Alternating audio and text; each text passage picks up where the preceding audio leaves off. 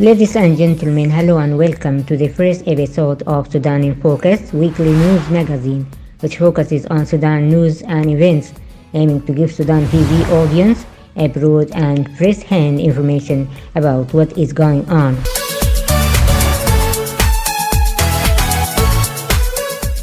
عيد الأضحى المبارك in Sudan. When Sudanese men go to the Eid to pray, many wear new white jalabiyah and the turban on their heads. And when they return in the company of their children, they greet neighbors and relatives who live in some neighborhood and the near the Eid prayer site. And the street of also filled with atmosphere of joy and enthusiasm, and everyone goes to slaughter the sacrifice as women prepare. Sudanese people in their traditional white costume performs Eid al-Adha praise in the masjid and public squares, taking advantage of this religious occasion to spice the values of love and goodness. They exchange greeting and blesses, slurs, sacrifice, distribute night to neighbors, and visit need family.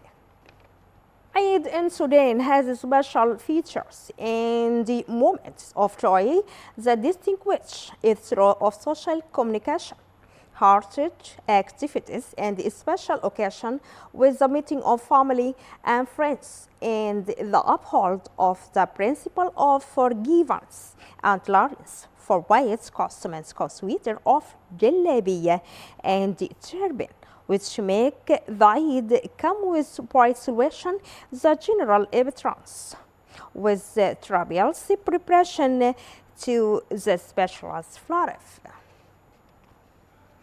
On Eid al-Adha, Sudanese celebrate lot of rituals dating back to a long time. Sudanese have unique and distinctive rituals, and on Eid al-Adha, which they call Eid al-Adha, which make all family members keen together in the Eid house of the Eid of the family. So the find movement from the capital Khartoum, which is the cross with the population of arrival for regions of the country large before and celebration of their family with the places of policies near the time of the military. Teams of the preventive traffic of accidents the increasing during the period. The celebration of Eid al-Adha begins in the some cities of Sudan with Araf, as hundreds of men, women, children to the great fleet for public, and then belong to some tribes with the dance and the classic, which has seen receivers in the ancient time and the lamps most of Main Street to celebrate the arrival of Eid, and it's called the Eid.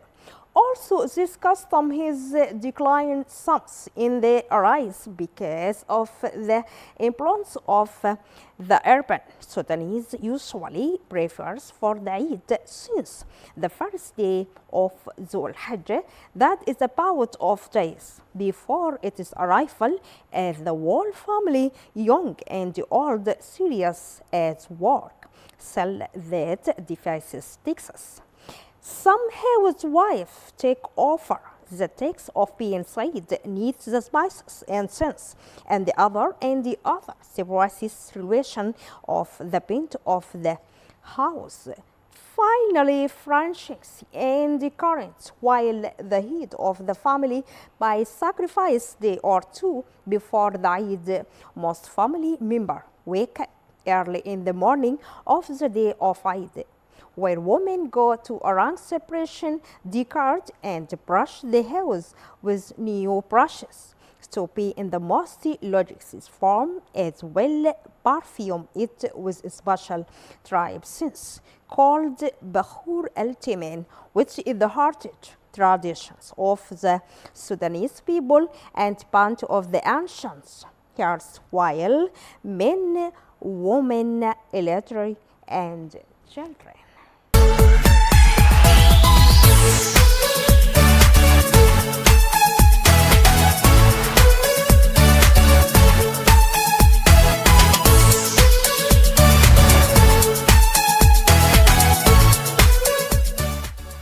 Soudan, les réactions sont multiples après l'attaque d'un convoi humanitaire de l'ONU au Darfour. Sudan reactions multiply following the attack on UN humanitarian convoy in Darfur. The attack on an UN humanitarian convoy in Sudan has sparked numerous reactions, with the UN Secretary General condemning the attack and calling for an immediate investigation. The convoy was carrying food and health aid, was bombed, killing 5 humanitarian workers and destroying part of the cargo. The World Food Programme and UNICEF were transporting nutritional products for children and families in Al-Fashir. The convoy has just crossed the entire country, more than 1,800 kilometers, when it was targeted 80 kilometers from its final destination. The UNICEF spokesperson, Lenny Kansley, criticized the attack as a catastrophe and called for respect for international humanitarian law. In Al-Fashir, residents have expressed their anger and dismay as the aid could have prevented thousands of people from starving to death. This incident is part of a series of repeated attacks on humanitarian operations, including the recent bombing of WFP headquarters in Al-Fashir.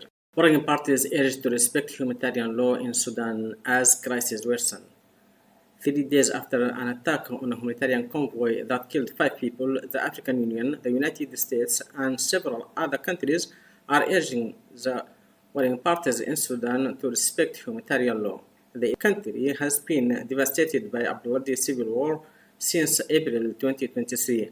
According to the UN, 4 million people have already fled Sudan, leaving it in a state of chaos and causing a humanitarian crisis. The Sudan War Series, a joint collaboration between the Center for Economic, Legal, and Social Studies and Documentation, Sudan-Norway Academic Cooperation, SNAC, and African Arguments, debating ideas, explores the intersections of war, displacement, identities, and capital.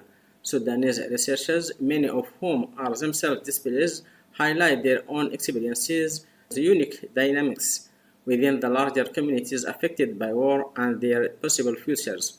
The war in April 2023 uprooted families from all walks of life, forcing them to flee with little more than a few clothes and minimal savings.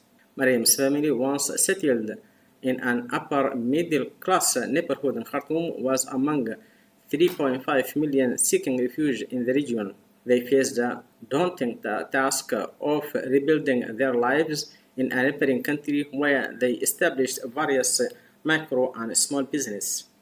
The research reveals that women face more challenges in finding jobs or starting business than men due to their traditional role as breadwinners.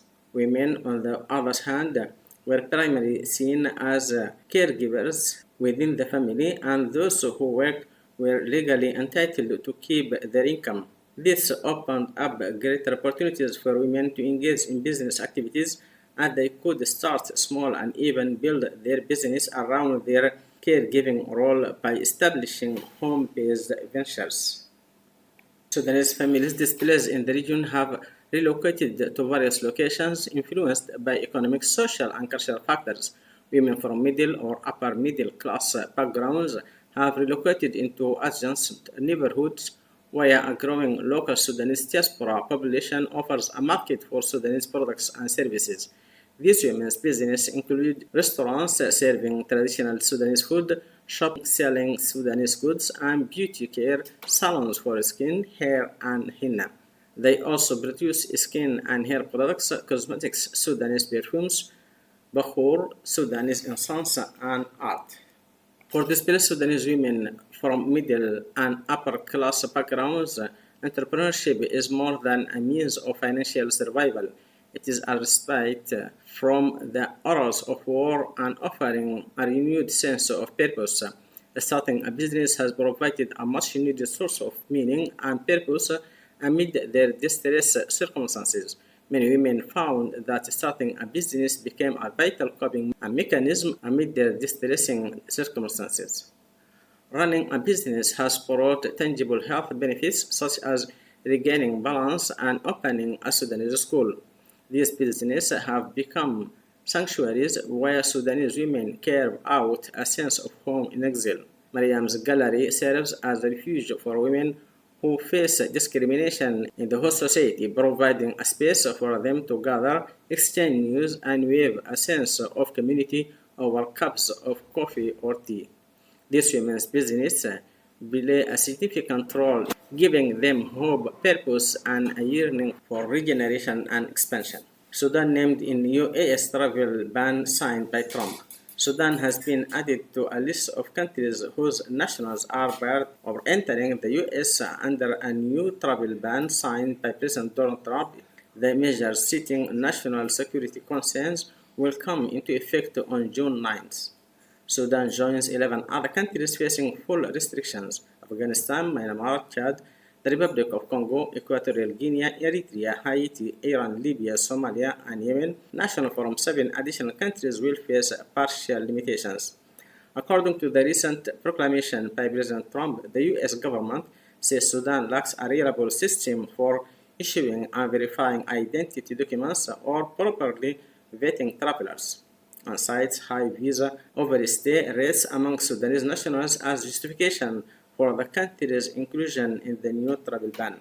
The announcement issued Trump's 2017 travel ban, widely known as the Muslim ban, which faced legal challenges but was ultimately upheld by the U.S. Supreme Court.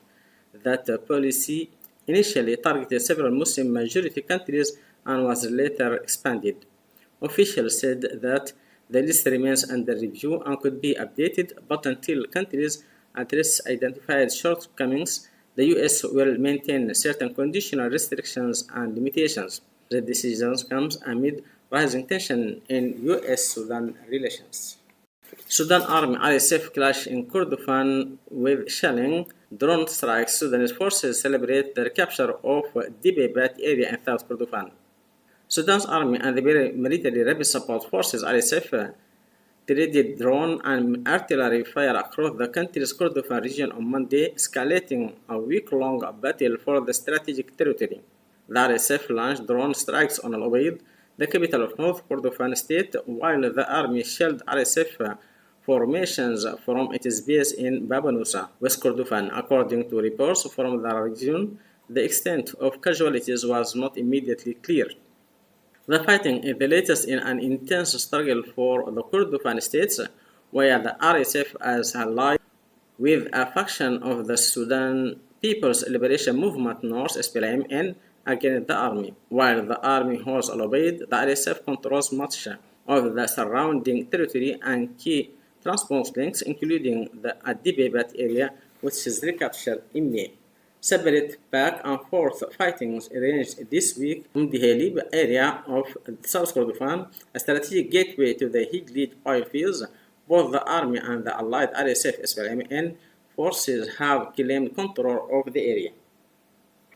In Babylon, some military sources said the army used heavy artillery on Sunday evening to inflict losses on RSF units positioned on the city's outskirts. However, the RSF on Monday released a video showing its commander claiming to have liberated the Army's 22nd Infantry Division headquartered in the same city.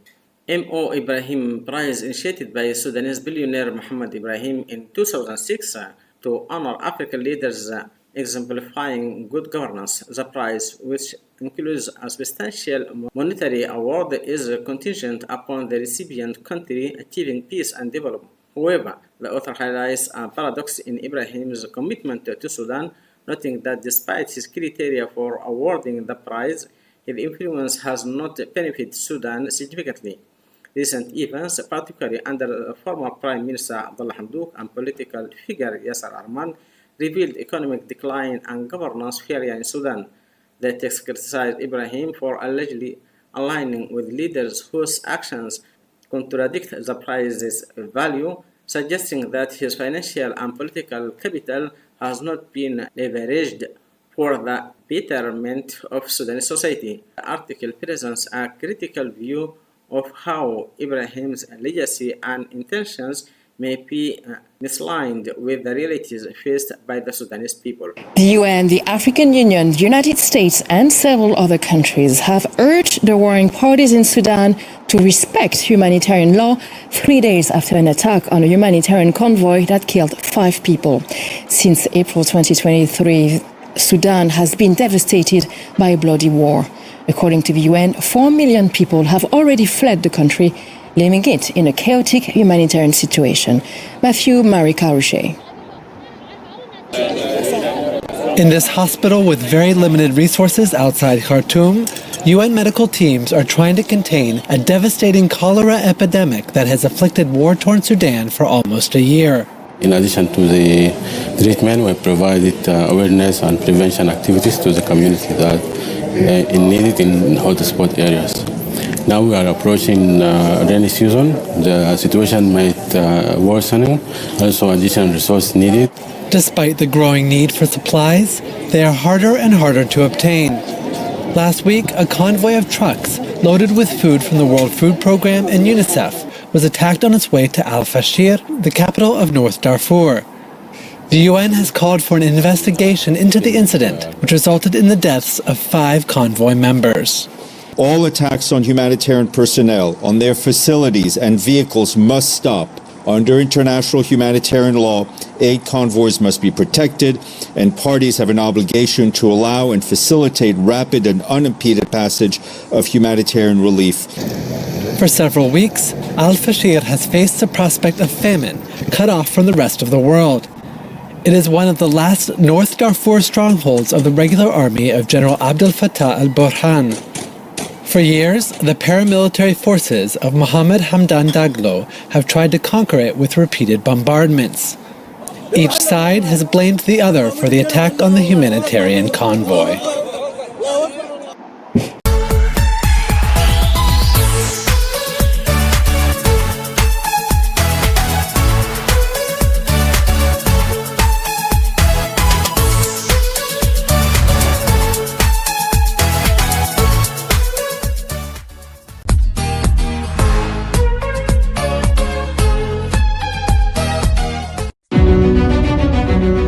Brazil hibiscus sabdrifa, also be known as Karkadei Jamaican flower, is a minor cash crop in Sudan considered as a natural herbal product, traditionally consumed as a flavored drink.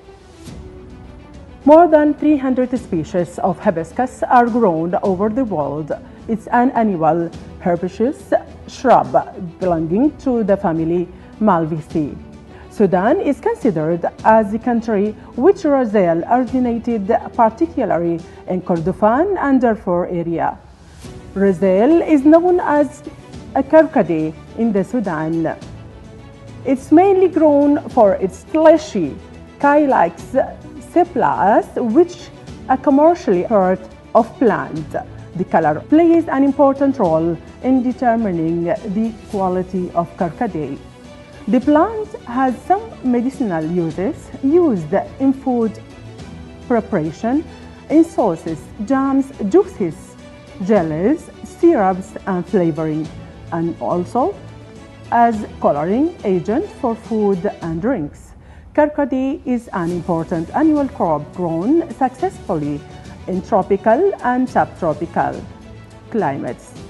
The whole plant and be used as beverage, or the dried calyx can be soaked in water to prepare a colorful cold drink, or may be boiled in water and taken as a hot drink. It also has some medicinal properties. The seeds contain 17.8-21% non-edible oil and 20% protein, and are sometimes used for animal feed. It's intercropped with crop staples such as sorghum and sesame, or planted along field margins. Brazil is an annual crop used in food. In Sudan, the dried calyx is used to produce a flavor, some unhealthy drink, and dried calyx are used for tea, jelly, marmalade, ice cream, and other desserts. Sudanese roselle is well known as an organic product made from roselle flower, is widely exported for making sweet and herbal tea and etc. Roselle is an annual erect shrub that takes 5 months from planting to harvesting. It can also be regarded as a perennial. 31 species grown for their fiber are tall. Brazil requires monthly rainfall ranging from 130 to 250 meters in the first 3 to 4 months of growth. Dry weather is well tolerated and is desirable in the later months of growth. Rain or high humidity at harvest and drying times can downgrade the quality of kyliseth and reduce the yield. Jazeera project in central Sudan is famous of cultivating the white carcaday. This type also very nice and valuable. Appearance of 4 Sudanese hibiscus sabdarifa types: Al-Rahad, Al-Fashir, Al-Jazeera, and the white hibiscus. Assessment of antioxidant properties, instrumental and sensory aroma profile of red and white carcaday, Brazil hibiscus sabdarifa. This is some of its characteristics. Finally, we have to say our famous catchword: Sudan is a world food basket.